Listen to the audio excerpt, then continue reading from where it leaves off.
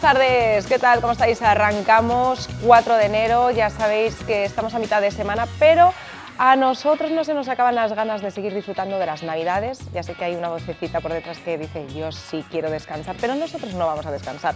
La 8 Bierzo ya sabéis que está en todas partes. Somos como esa mirada indiscreta, que lo contamos todo, lo decimos todo, y también vosotros sois los grandes protagonistas, así que hoy vamos a mostrar una serie de vídeos en los que la Navidad sigue presente en cada rincón del Bierzo.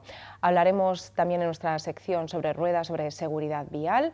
También tenemos preparado un espacio para hablar del síndrome de Rett, que es muy importante hablar de las enfermedades raras. Todo lo que no se habla no se visibiliza, por tanto es muy importante. Y ahora sí, vamos a comenzar cuidando de nuestra salud mental. Vamos con nuestra sección de Psicología Avanza.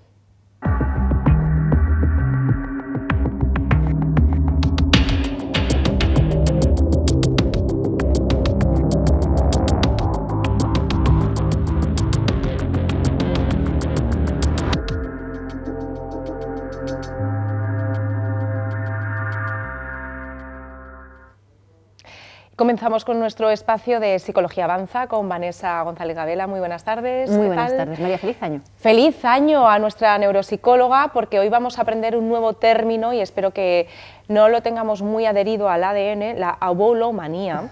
Precisamente es un término que significa no tener capacidad ni ganas para hacer nada y cada vez más. Entonces, año nuevo, vida nueva. Parece que lo has escogido a propósito. Sí, la verdad es que cuando comenzamos el año siempre nos hacemos propósitos y en muchas ocasiones esos propósitos los dejamos ahí aparcados. La primera semana igual hacemos algo, la segunda, la tercera y la cuarta ya buscamos muchísimas excusas para no hacerlo. Entonces sí, es un tema, yo creo que... Es muy interesante, ¿no? Porque muchas veces a quién no le ocurre esa indecisión constante en la vida. Hemos pasado unos años un tanto complicados, ahora más que nunca hemos decidido cuidar de nuestra salud emocional y mental, que es algo fundamental, y como siempre decimos, si tú tienes un problema digestivo, vas al médico, ¿no?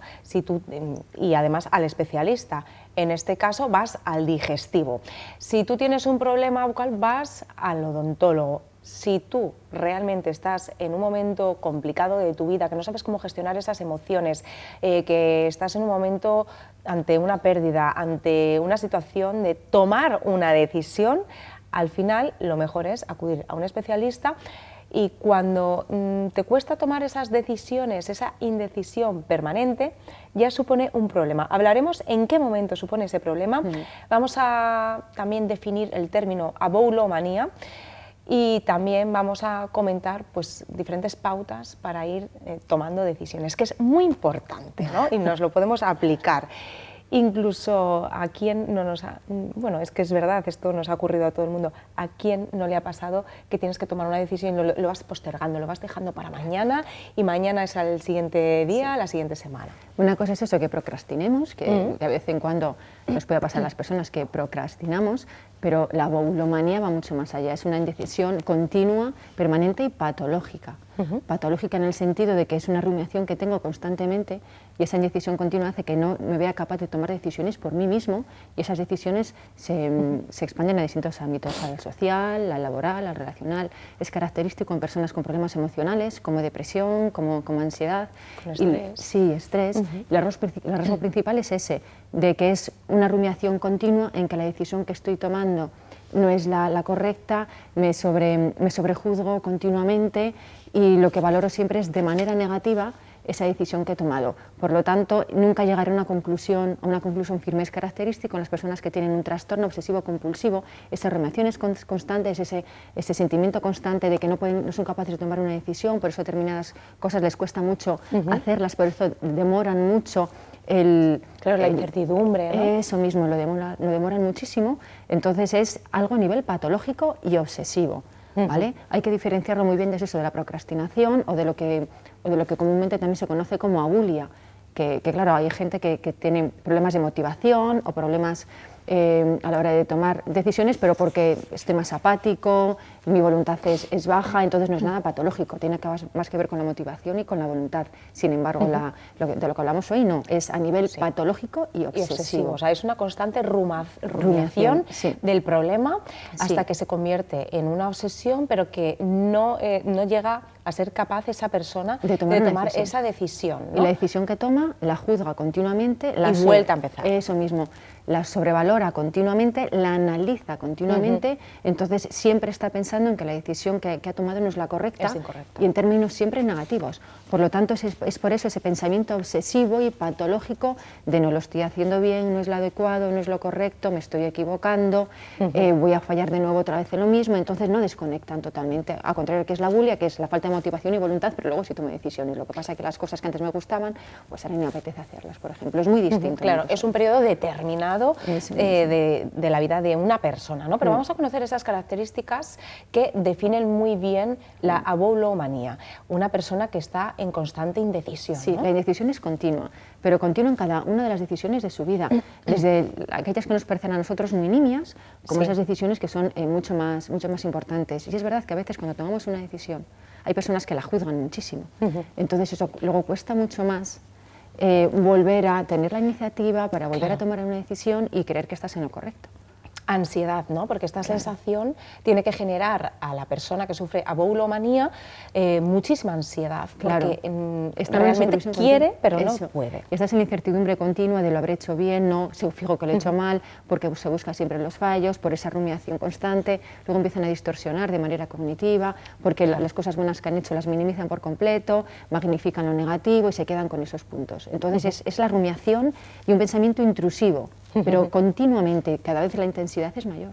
Y la incapacidad de tomar y responsabilizarse sobre las decisiones que tienen que tomar, ¿no? Sí. Es decir, lo de la responsabilidad para ellos es más que complicado. Es un problema para ellos tomar responsabilidad, incluso en sus relaciones de pareja, tomar determinadas decisiones o determinados temas, porque tienen tanta inseguridad de fondo y tienen esa triada negativa, esos pensamientos negativos, esas distorsiones, que por lo tanto adquirir algún tipo de responsabilidad para ellos les supone un trabajo. ¿Pero por qué?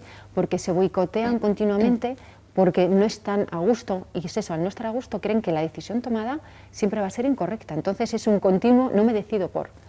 Y si hablamos de relaciones, tienen una quizás actitud bastante pasiva, ¿no? Muy en pasiva. Su forma de relacionarse. Claro, muy pasiva. Esperan que se relacione el resto o que el resto tome decisiones, esperan que el resto diga algo. De hecho, ellos no se suelen implicar tampoco a nivel social, les gusta pasar desapercibidos, no quieren llevar la voz cantante y tienen miedo que cuando la lleven no tomen esa decisión porque les cuesta muchísimo.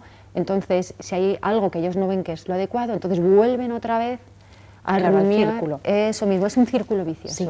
Vanessa, claro, con todo esto que estamos analizando, me imagino que tendrá un origen, también la aboulomanía puede darse en una época determinada de una persona, hablaremos luego de ese tratamiento, pero ¿qué les lleva a estas personas a sufrir esta...? Porque podríamos decir que es un trastorno más que una enfermedad. Sí, lo que les lleva es eso, o sea, son personas que ya a priori pueden ser más indecisas que otras, pero por un proceso evolutivo, porque igual no han sentido el apoyo que necesitaban cuando eran pequeños. O en una relación determinada. Eso mismo. Entonces ya son personas, al igual que personas más altas o más bajas, hay personas más introvertidas, más extrovertidas, hay personas que les cuesta menos tomar decisiones que otras.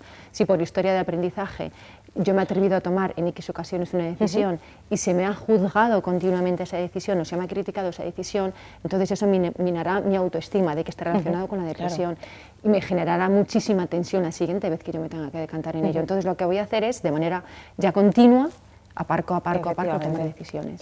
En numerosas ocasiones nos has hablado del apego, ¿no? En la infancia y en la adolescencia, y que eso es fundamental, es muy importante, porque si hay personas que ahora mismo pues están sufriendo la aboulomanía, ¿qué ocurre? Que a lo mejor han podido tener un apego ansioso en su infancia en la que sus padres han tomado las decisiones absolutas sobre ellos y se ven incapaces de tomar ninguna decisión porque cada vez que han tomado esas decisiones no se las han validado, ¿no? Claro. Y que se han visto como un poco indefensos e incomprendidos. Es lo que hablamos muchas veces de la sobreprotección. La sobreprotección es muy mala. Entonces, cuando sobreprotegemos a una persona, nos creamos una dependencia absoluta, claro. eso, interrelacional, de esa persona hacia mí y de mí hacia esa persona. Entonces, antes de que la persona falle, o queremos que va a fallar, tomamos las decisiones por esa persona, entonces nunca se verá capaz de tomar una decisión por sí misma. Entonces postergarán, y es eso, es a nivel continuo, intenso, y se convierte es que realmente en algo patológico. A mí se me viene a la cabeza en muchas ocasiones quizás momentos de personas de infancia, de adolescencia, en la que como vivimos en una sociedad meramente machista, la gran mayoría de las decisiones las tomaba en una pareja, en una familia, el hombre, y las madres eran en plan, bueno, ya vamos a hablar de esta decisión con tu padre, a ver qué decide tu padre, o en numerosas ocasiones, espera, que ya lo hago yo esto por ti, ¿no? Tal cual. Hay muchas ocasiones en las que los adolescentes y los niños, cuando se les invalidan este tipo de emociones, de decir, quiero tener el control, claro, esa falta de autoestima luego se ve reflejada más adelante, ¿no? En parejas con dependencia emocional, en que una persona tiene más la autoridad que otra, en aquellas personas que han podido sufrir algún tipo de maltrato psicológico, también incluso físico. En una pareja, que lo decide todo absolutamente esa pareja. Eso mismo, y si un día por lo que sea yo decido algo como me cuesta tomar decisiones, entonces directamente si ya tú me la cuestionas, vuelvo otra vez a retraerme y vuelvo a cuestionarme de si mi decisión es la adecuada o no. Entonces buscaré muchas fuentes de información distintas, muchas personas distintas para que me den su opinión sobre algo, porque no me veo capaz de tomar yo por mí misma una decisión y sobre todo de que esa sea válida. Entonces me autodesacredito yo. La pregunta del millón, ¿cuántos abuelomaníacos, ¿cómo suena esto? ¿Existirán? Una palabra gallega. Muchos. Y es que ya lo que comentábamos, de fondo problemas de ansiedad, de depresión, de toma de decisiones, de un trastorno obsesivo-compulsivo. Entonces, más personas de lo que queremos, pero lo que decíamos, no hay que confundirlo con abulia, por ejemplo, que es, abulia es motivación. O sea, tengo falta de motivación, voy un poco más lenta, pero lo hago. La abulomanía es otra cosa muy distinta, es totalmente diferente. Sí. ¿Y cuál sería el tratamiento, Vanessa? Primero hay que trabajar, primero las personas tienen que acudir al psicólogo, lo que pasa es que no muchas personas que lo sufren acuden al psicólogo. Claro. Esto es verdad que ya lo comentábamos en otras ocasiones. ¿Qué ocurre cuando hemos hablado de personas que están sufriendo, pues en muchos casos, un maltrato emocional, un maltrato psicológico o físico, que al final quien tiene que acudir al psicólogo, en este caso sí, son las víctimas, pero debería acudir al psicólogo esas personas que están generando pues este tipo de, quizás de comportamientos totalmente, desde aquí lo decimos, estamos totalmente en contra de estos comportamientos, pero ¿qué ocurre? Que normalmente al final las víctimas son las que tienen que acudir, pero estaría muy bien que todo el mundo dentro de la sociedad acudiera, ¿no? Porque sí, es que crearíamos una sociedad más sana emocionalmente. Sí, y es que la figura del psicólogo hoy en día empieza ya a estar un poco más validada también, no tan estereotipada, aún así sigues escuchando de que es que se lo van al psicólogo a la gente que está loca, y es que no es así. Emocionalmente y mentalmente podemos pasar por una mala etapa en nuestra vida, entonces acudimos a un profesional, nos ayuda, nos da las herramientas suficientes para enfrentarnos a otra situación, y eso va a hacer que tengamos mucho más a lo que acudir cuando nos sintamos mal. Entonces hay que quitar muchos estereotipos. Muchos prejuicios, sí, por supuesto que sí. Muchísimos, muchos. Salió publicado hace poco, yo lo compartí, que por primera vez en España se han superado los 4.000 suicidios al año. Entonces es el último dato que hay, por lo tanto volvemos a incidir la importancia de la salud mental y cuidar de nuestra salud mental y emocional, y es verdad que como medios de comunicación nosotros tenemos una responsabilidad absoluta. Es cierto que no todo el mundo piensa que está bien el dar esta visibilidad, pero creo que es importante, ¿no? Porque al fin y al cabo estamos viendo una carencia real en esta sociedad, y es el cuidado emocional. Se ha dado más importancia quizás a otro tipo de factores que a este, que me parece que es el más importante. Hay que empezar la casa por los cimientos en vez de por el tejado. Sí. ¿no? De hecho, si nuestra salud mental y emocional está afectada, nos afecta a todos los ámbitos de la vida, y es verdad que cuando emocionalmente estamos mejor, las recuperaciones físicas de un problema físico son mucho más rápidas. Cuando emocionalmente estamos mal, cuando tenemos problemas de depresión, ansiedad, incluso algún otro tipo de trastornos, tenemos pensamientos que generan mucho miedo, porque empezamos a pensar cosas que no nos creíamos capaces, que podíamos empezar a creernos de nosotros mismos o de otras personas. Entonces hay que tener mucho cuidado, nos afecta a toda la vida, a todos los ámbitos de nuestra vida. Por muy bien que yo esté a nivel laboral o a nivel económico, si no tengo salud mental y emocional, me va a afectar a todos los ámbitos, incluso a mi salud física y a la recuperación de la salud física. Por supuesto, por tanto, ¿cómo dejar de ser indeciso? Paso por paso y también algo importantísimo, que era lo que estábamos comentando, acude a un profesional. Siempre hay que acudir a un profesional, él te ayudará, le ayudaremos en técnicas de habilidades sociales para que se enfrente a las situaciones, hacemos un role-playing, hacemos distintas cosas, los ponemos y aparte de eso se trabajaría la asertividad, lo que hemos hablado muchas veces, y hay muy poca gente asertiva, hay gente que se cree que es asertiva, pero hay muy poca gente asertiva. Efectivamente. Entonces igual hay que recordar lo que es la asertividad. La asertividad es la capacidad que tenemos las personas de expresar a la otra persona una queja o algo que no nos ha sentado bien, pero sin que la otra persona se sienta ni insultada ni ofendida y sin que la insultemos, y ser nosotros capaces de recibir una queja. Entonces hay mucha gente que aboga porque es asertiva, hay mucha gente que se cree que es asertiva y llega el momento en el que tú se lo dices y para nada es todo lo contrario. Todo lo contrario, entonces trabajar muchísimo esa asertividad porque nos dará muchísima más seguridad en nosotros mismos. Y hablando de seguridad, desarrollar esa confianza en uno mismo, en una misma, que es un proceso que, esto es como aprender un idioma, ¿no? Es poco a poco ir encontrándote a ti mismo, a ti misma, con una serie de herramientas totalmente necesarias que hay que ir desarrollando, ¿no? Claro. No desarrollaremos esa confianza en nosotros mismos si a la hora de pensar o tomar una decisión acudimos a 8 personas distintas para ver si validan nuestra decisión. Es imposible que todo el mundo esté de acuerdo con la decisión que hemos tomado, es imposible que a todo el mundo le guste nuestra decisión, lo que tienes que estar es uno mismo seguro con la decisión que se ha tomado. Y no pasa nada si se falla, lo decimos siempre, no existe la perfección. Y si se falla, aprendemos de aburrida. Eso, tiene que ser muy aburrido, ser perfecto, estar con alguien perfecto. Entonces, sí que no pasa nada, de los fallos se aprende, es un aprendizaje en el fondo. Así también desarrollamos mecanismos y herramientas para luego poder enfrentarnos. Luego, aparte, parece que esto es una tontería, ¿no? Pero muchas veces lanzas una moneda al aire, que es lo que nos dices tú en algunas ocasiones, y realmente si sale algo con lo que no vas a estar de acuerdo, porque algo te va a resonar, vas a decir sí o no, va a ser la decisión acertada. Bueno, esto parece que es una tontería, pero muchas veces es también escribir esa lista de pros y de contras. Y seguro que cuando has lanzado esa moneda vas a decir, ah, pues no, pues le voy a dar la vuelta. Sí, de hecho es un ejemplo como muy tonto el que voy a poner por lo que has dicho, lanzar la moneda en aire. Hay un capítulo de una serie muy conocida, Friends, que creo que casi todo el mundo conoce esa serie, la cual de sus protagonistas, que es un ejemplo muy chorras, pero es que viene a colación, para saber si realmente quería seguir con la gestación que tenía, se hizo un test y le dijeron que no estaba embarazada realmente, cuando sí lo estaba. Entonces ella se quedó perpleja y se dio cuenta de que le había desilusionado y decepcionado no estar embarazada. Entonces ahí se dio cuenta que la decisión suya real era seguir con el embarazo y fue lo que hizo, seguir con el embarazo. Bueno, pues pequeños tips como estos nos vienen muy bien. De todas formas, ya sabéis que cualquier tipo de duda, sugerencia, nos escribís a través de nuestro correo electrónico o a través de las redes sociales. Vanessa, como siempre, muchísimas gracias. Muchísimas gracias a ti, como siempre. Y como dicen, siempre hay que mantenerse en movimiento porque es la mejor forma para tomar decisiones. Y hay que equivocarse, muchas veces. Sí, y aprender de los errores. Y a quien no le gusta, que no mire. Exacto. Nos vemos en 2 semanitas. Espero que te regalen muchas cosas los Reyes, salud, alegría, ilusión. El resto, bueno, puede llegar un viaje al Caribe. Ah, por favor, sí, gracias. Ese lo he escrito para ti y para mí, ¿eh? Vale. Así que a la vuelta te cuento si nos ha llegado. Tomad nota, ¿eh? Eso. Muchísimas gracias y nosotros vamos a continuar y vamos a seguir la tarde sobre ruedas.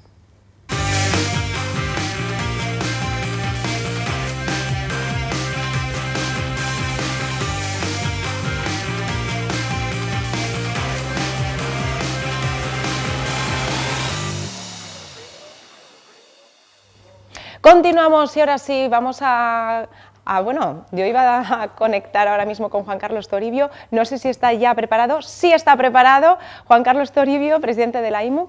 Muy buenas tardes, ¿qué tal? ¡Feliz año! Hacía un año que no nos veíamos. Igualmente, feliz año a todos. Desde el año pasado.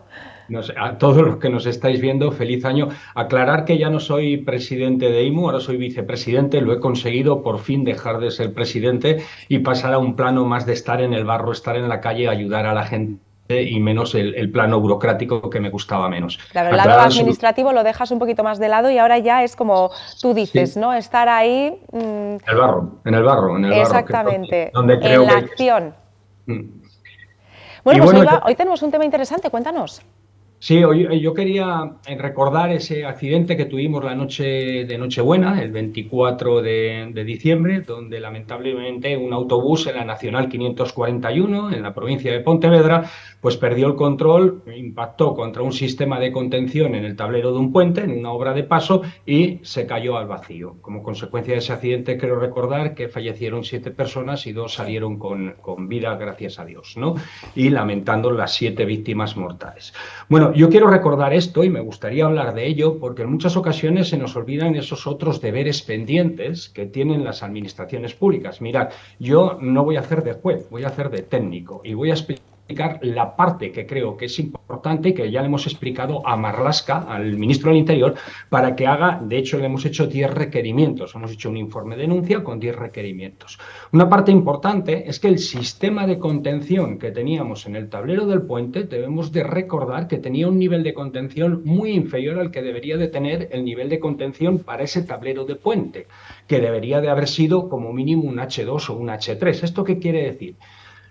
Mirar todos los que nos estéis escuchando, es que voy a intentar quitar la parte técnica, a ver si soy capaz. Mm. Hay una prueba que se tiene que hacer, que según una norma técnica, para los técnicos sería la N1317 europea, que es el lanzamiento de un autobús de 13.000 kilos a 70 kilómetros por hora, e impacta 70 kilómetros por hora contra un sistema de contención que tiene que ser capaz de resistir, proteger y absorber el impacto. Tiene que ser capaz de hacer todo ese trabajo.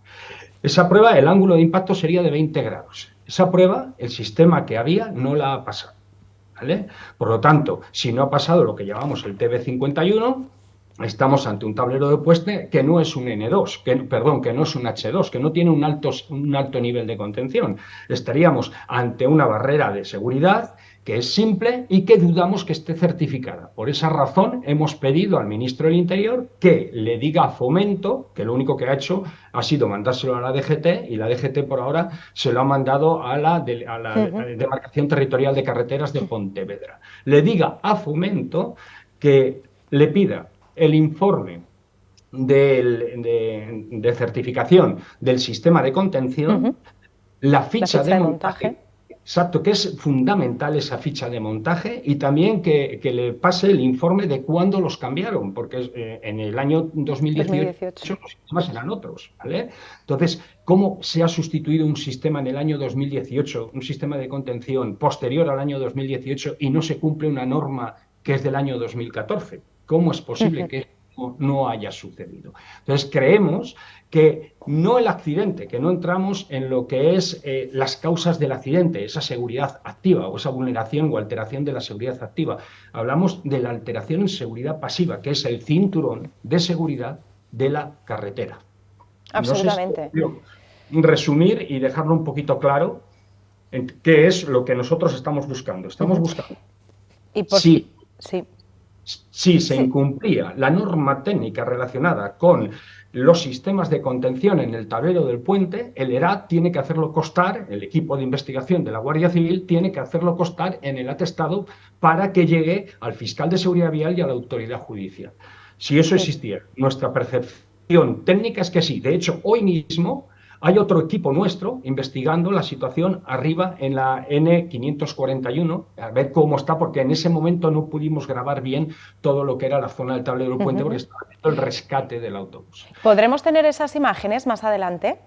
Yo sé, sí, las nuevas imágenes también, yo os he pasado ahora una Ujú. serie de imágenes, incluso os he pasado el informe que hemos mandado al ministro del Interior para que mande a Fomento, que también le Ujú. hemos pedido que lo mande al fiscal de Seguridad Vial. Creemos que es importante mover todas las piezas para que se ponga en valor esa seguridad pasiva, de la misma forma que se ha puesto en valor otra seguridad pasiva, como que parece ser que algunos ciudadanos que usaban el autobús no llevaban el cinturón de seguridad. Eso es seguridad pasiva. Pues lo mismo que se Claro. toma en cuenta esa seguridad pasiva, se tome en cuenta la otra seguridad pasiva, que es de obligado cumplimiento, porque si los ciudadanos ven el Reglamento General de Circulación y hacen lectura del artículo 139, verán que dicen que hay que mantener carretera en las mejores condiciones posibles de seguridad, que es recíproco en el artículo 57 de la Ley de Seguridad Vial. Por lo tanto, fíjense ustedes, ese mismo entramado jurídico que nos obliga a llevar el cinturón de seguridad o que nos obliga a llevar el casco, también le obliga a la administración pública a tener sistemas de contención adecuados a norma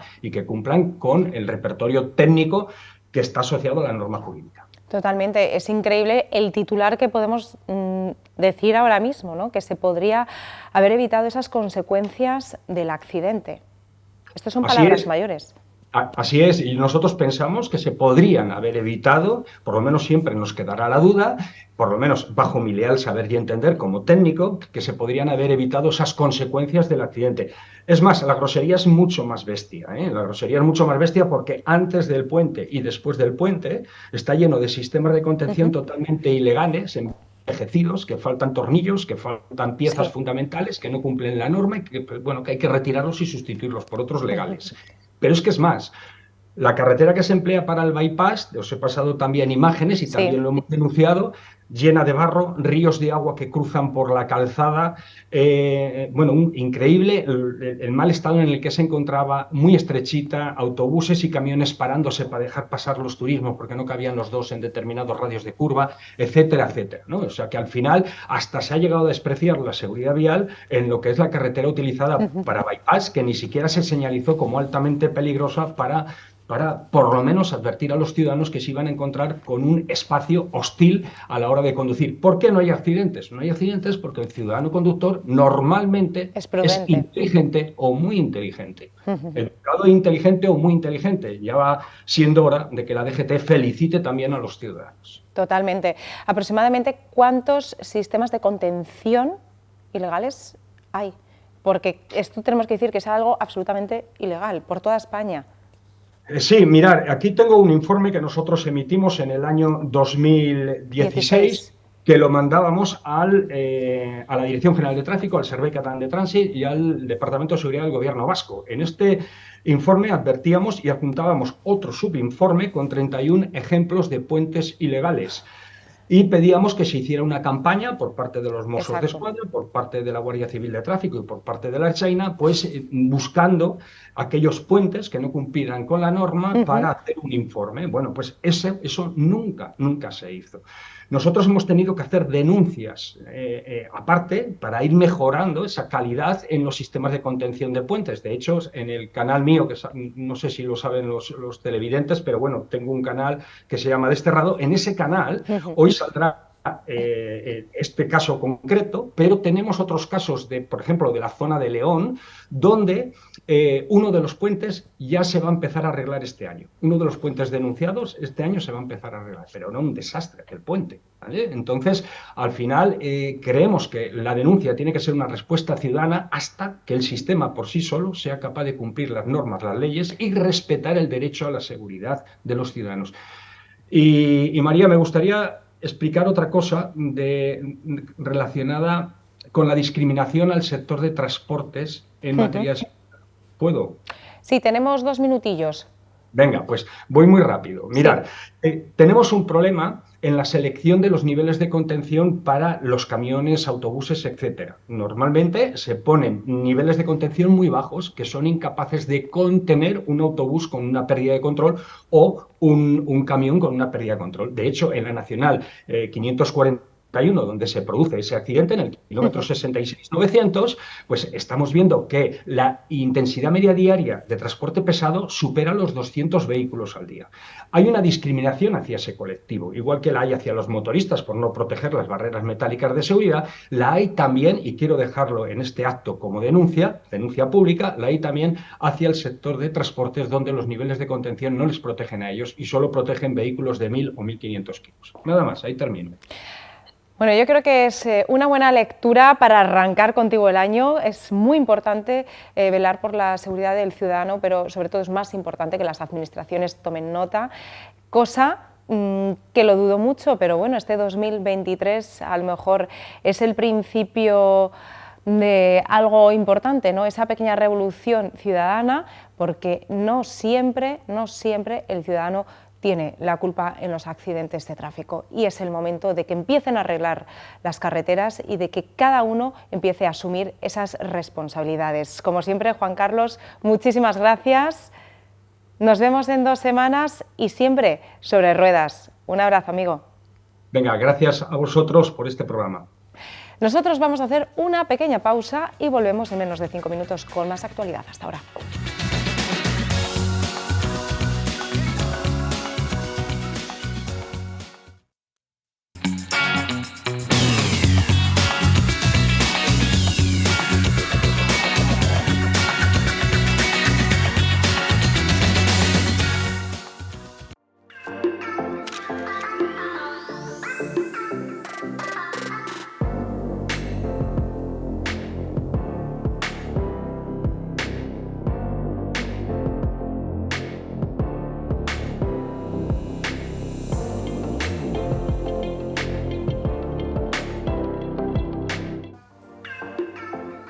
Un viaje de novios es diferente a cualquier otro viaje, es especial y único, inolvidable e irrepetible. En Viajes León Tour saben que el amor hay que celebrarlo y qué mejor que hacerlo que en cualquier parte del mundo, porque no hay nada como un beso en la Gran Manzana o bajo una cascada en mitad del paraíso, en una playa infinita o en un destino con muchísima historia. Vosotros elegís dónde, porque con todos los destinos que ofrece León Tour solo tenéis que soñar el que más os guste y hacerlo realidad. Pasaros por sus oficinas de la calle Avenida de España 4 y su equipo de profesionales con más de 50 años de experiencia estarán encantados de asesoraros.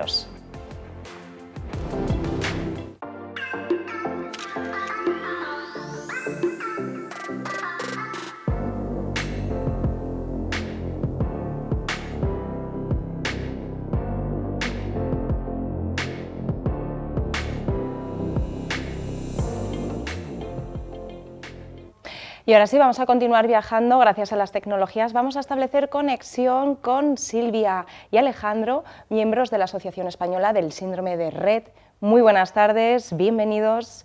Son los papás de Emma y a nosotros nos encantaría poder acercar un poquito más este tema, este síndrome a la población para conocer, ¿no? Pues, cómo vive una familia el día a día con una niña que tiene síndrome de Rett. Si os parece, damos paso al vídeo, que me parece muy importante para que la gente entienda un poco cuáles son vuestras principales preocupaciones, qué es el síndrome de Rett, y ahora comentamos. Vamos allá.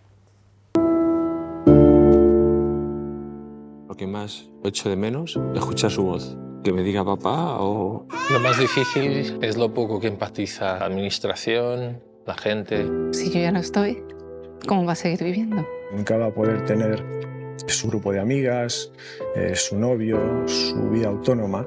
Más de una vez se me pasó por la cabeza irme con ella, más de una vez. A mí me produce mucha tristeza el pensar que la sociedad o las personas que nos rodean piensen que la marcha de nuestras hijas sea una liberación nuestra. ¿Os gustaría que todas estas cosas que estáis hablando se supieran?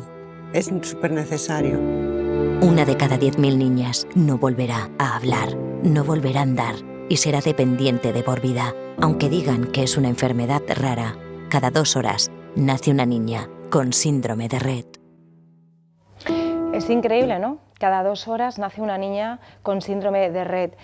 Alejandro y Silvia, buenas tardes. Buenas tardes. Los papás de Emma, que también ha participado en el vídeo, ¿no? Y creo que tenéis una grandísima iniciativa por delante, que es visibilizar y sensibilizar acerca de este síndrome. Contadme cómo fue vuestra experiencia cuando os dieron el diagnóstico y también vamos a explicar al resto de los espectadores qué es el síndrome de Rett.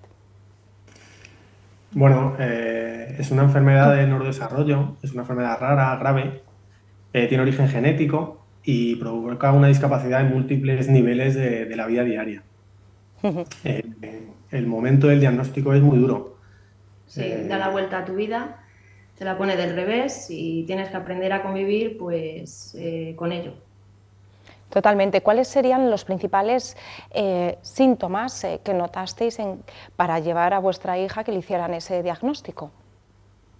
Pues Emma se lo empezamos a notar cuando tenía alrededor de 8 meses, no se sentaba sola, entonces bueno, pues estuvimos con fisios, en principio era una hipotonía, luego no sabía muy bien hacia dónde conducía eso porque estaban muy despistados, se confundía también un poco con el autismo, ¿verdad? Sí, se confunde mucho con el autismo porque bueno, tiene rasgos autistas, que dejan de mirarte. El contacto social, no hay contacto social, deja de interesarse por su alrededor, pues cosas que hacía, decía algunas palabras, las perdió, incluso imitaba, dejó de imitar, dejó de estar con nosotros, básicamente.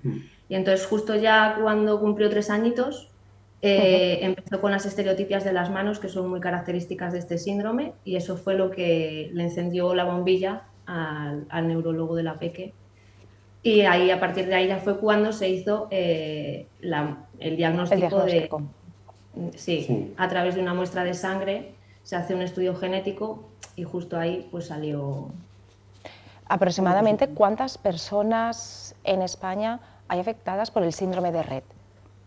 Pues se habla de unas 3.000 chicas, decimos chicas porque afecta casi exclusivamente al sexo femenino. Sí. Pero claro, hay muchas que no están diagnosticadas, están teniendo niñas ya con cierta edad que las diagnostican ahora porque ahora sí que se hace el análisis genético, porque claro, hay que buscarlo, no es un análisis genético general, sino que estás buscando el síndrome de Rett. Imagino el momento en el que os dan el diagnóstico, se os tuvo que caer el mundo encima, ¿no? Porque precisamente este vídeo, que es que le pone la piel de gallina a cualquiera, es verdad, es un momento muy duro, muy complicado en el que hay que tomar decisiones, ¿no? Y en el que hay que tomar decisiones y tratamientos efectivos. ¿Cuál es la búsqueda de ese tratamiento y también cuáles son los principales objetivos que buscáis dentro de la asociación? Pues a ver, como tratamiento como tal, con el síndrome de Rett no hay ninguno, no tiene cura. Entonces lo único son tratamientos para tratar de llevar una vida lo mejor posible, tratando pues, otros síntomas, otras patologías asociadas, pues, por ejemplo con la epilepsia, con los problemas cuando aparecen problemas digestivos, porque algunas dejan de comer, mucha logopedia porque no hablan, mucha fisioterapia porque algunas caminan y otras tienen que conseguirlo o tienen que trabajar en ello. Y entonces pues son terapias. Sí, son terapias para tratar los síntomas. Para mejorar quizás un poquito más esa calidad de vida. Eso es. Correcto. Claro, imagino que esto cuando lo comentasteis en vuestro círculo más cercano o incluso pues la gente os pregunta, bueno, ¿y qué es lo que le ocurre a vuestra hija? Claro, es un impacto bastante grande, ¿no? Porque la gran mayoría de la población desconoce mucha información acerca del síndrome de Rett. Sí, de hecho es muy desconocido, nosotros mismos no lo conocíamos, claro. Y es curioso porque es la segunda enfermedad, el segundo síndrome que provoca discapacidad intelectual después del síndrome de Down y no es desconocido y es el segundo más común. Sí, es absolutamente desconocido. Es totalmente necesario invertir en investigación, lógicamente, y también esa detención precoz, pero ¿cuál es sobre todo la principal preocupación de las familias? Pues el reto que nos supone día a día, porque al ser una enfermedad grave, no sabes lo que te depara el futuro, no tienes ni idea. Sí que es verdad que nos sentimos muy apoyados con la familia que hemos conocido, con la familia de las asociaciones, pero es el miedo. El miedo nos aterroriza, nos atrapa. Entonces tienes que vivir día a día con ese miedo, luchando contra él. Porque no sabes lo que le va a pasar a tu hija. No sabes. Claro. Y solo quieres que sean felices tus hijos, nosotros tenemos otro. Quieres darle normalidad a esa vida aunque tú por dentro estés destrozado. Absolutamente, y es que es estar pendiente 24 horas, ¿no?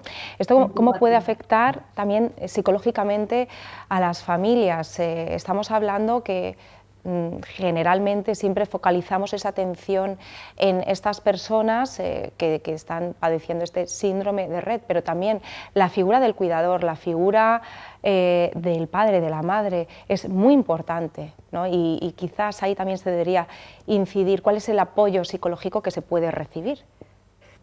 Bueno, en nuestro caso se nos ofreció apoyo psicológico en el Centro de Atención Temprana, donde va Emma, que es un centro público, y ahí sí se nos ofreció, pero hay familias que nos han dicho que ellos no han tenido ese ofrecimiento, no se les ha ofrecido ese apoyo psicológico, y si lo tienen es porque deciden ir por lo privado, digamos.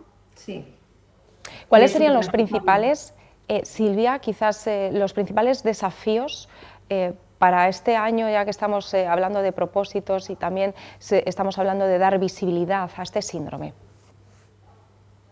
Los principales propósitos, bueno, a ver, evidentemente lo que nosotros queremos, o sea, todos los papás con niños enfermos, es una cura, ¿vale? Exacto. Pero se necesita mucha investigación, Muchísimo. pero para ello necesita mucha financiación. Y evidentemente todo lo que se consigue de dinero es por añadiendo un poco más de trabajo a lo que ya tenemos nosotros, que es movernos para dar visibilidad, para hacer eventos, vender merchandising, todas estas cosas. O sea, el dinero, claro, el dinero sale de todo lo que se mueve en las familias y alguna beca que alguna empresa privada pues nos financia. Entonces, todo ese dinero que vamos consiguiendo se destina a la investigación. Pero claro,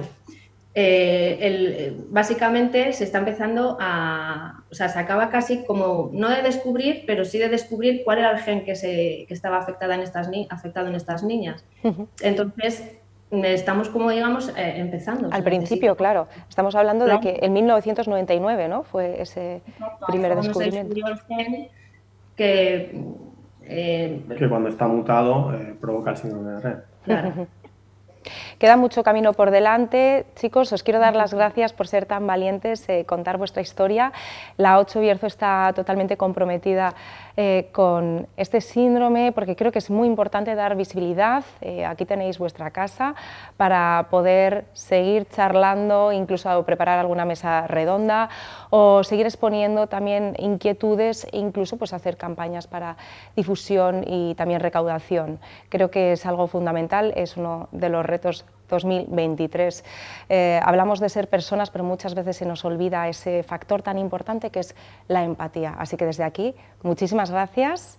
Os esperamos nuevamente dentro de poco y seguiremos hablando de este síndrome, incluso pues, conociendo las historias de diferentes familias. Muchas gracias, Silvia y Alejandro. Por la visibilidad. Muchas gracias. Nosotros vamos a continuar, sí, y seguimos hablando de salud. Vamos con la Clínica Recoletas Ponferrada.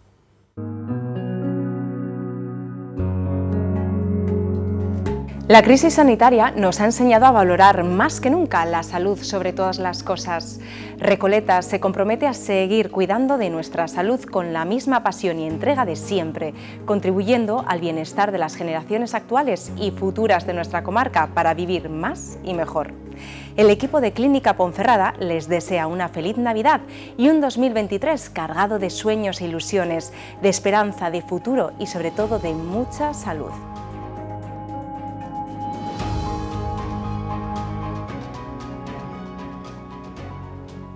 Hablamos de salud, pero también hablamos de ilusión.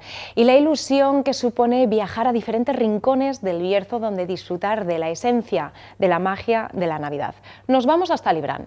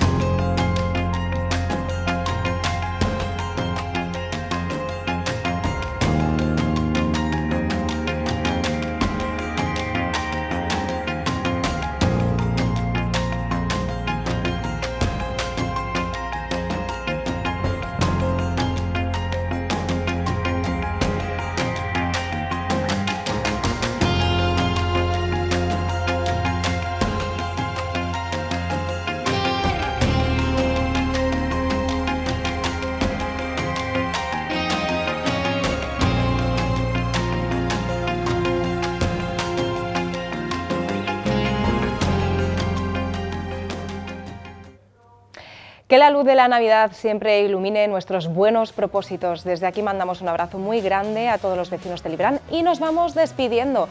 Vamos a recordar nuestras redes sociales que aparecen en pantalla, nuestro correo electrónico y también nuestro Instagram, nuestro Facebook. Muchas gracias por formar parte de esta historia. Nos vemos mañana. Un besazo. Chao.